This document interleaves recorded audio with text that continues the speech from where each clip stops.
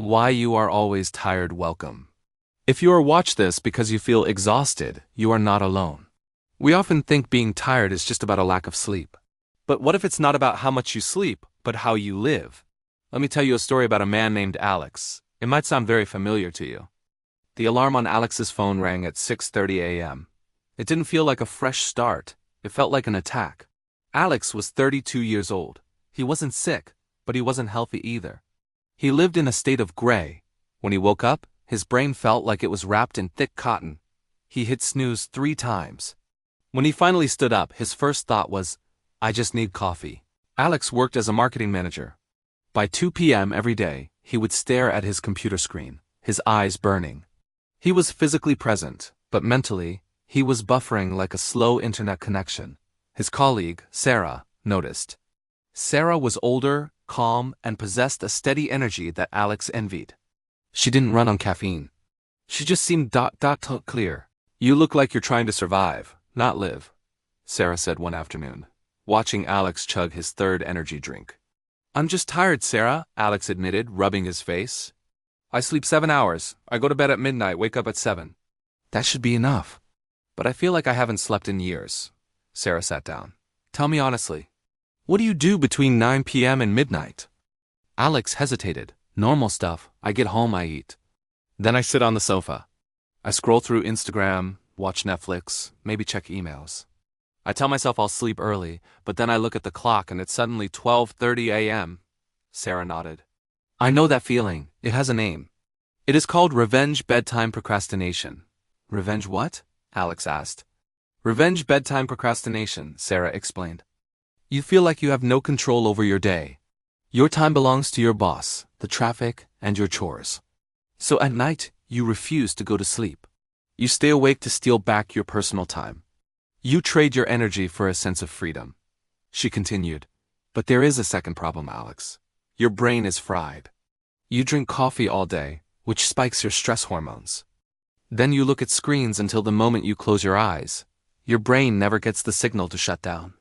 You aren't resting, you are just passing out from exhaustion, Alex sighed. It was true. He felt guilty, but he also felt helpless.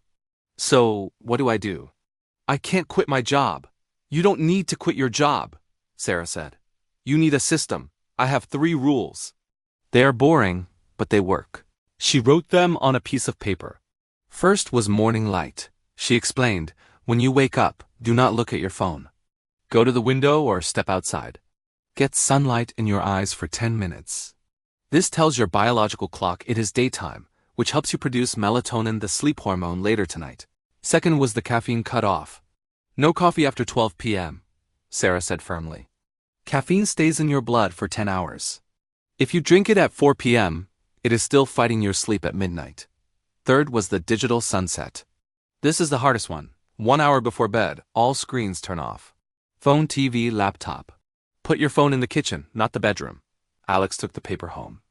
He wanted to try, but changing habits is painful. The first night was terrible. Alex put his phone in the kitchen at 10 p.m. He sat on his sofa. The silence was loud. Without his phone to distract him, his brain started racing. He worried about money. He worried about emails. He felt bored and anxious. He lasted 20 minutes before running to the kitchen to check his messages. He failed. Day 4 was a struggle. The afternoon without coffee was brutal. He had a headache and felt grumpy. He almost yelled at a coworker. But that night, he managed to leave his phone in the kitchen. He took a warm shower and read a paperback book. He didn't fall asleep instantly, but he felt calmer. Day 10 was the breakthrough. Alex realized something important during his digital sunset. He wasn't just using his phone for entertainment. He was using it to numb his feelings. When he took the phone away, he had to face his thoughts. It was uncomfortable, but necessary. That night, he prepared his clothes for the next day. He sat in his chair and just breathed. When he got into bed, he didn't toss and turn. He felt safe. He slept. 3 weeks later, the gray fog began to lift. Alex wasn't a superhero. He still had stressful days. But the heavy, crushing fatigue was gone. He woke up before his alarm once or twice. He didn't need the 3rd coffee. He told Sarah, the hardest part wasn't the caffeine. It was the boredom. Sitting there without a screen felt wrong. Sarah smiled. Boredom is the only time your brain gets to recover, Alex. In a world that is always screaming for your attention, silence is the ultimate luxury. Alex's story is realistic because he failed at first. He struggled with boredom and anxiety, but he kept going. If you feel like Alex today, remember these simple steps to start feeling better. First, understand the trap. You are likely doing revenge bedtime procrastination. You are staying up late to feel free, but it is making you a prisoner of fatigue. Second, manage your light. Get sunlight in your eyes immediately when you wake up to set your body clock. Third, manage your chemistry. Stop drinking caffeine 10 hours before bed. Switch to water. And finally, practice the digital sunset. This is non-negotiable.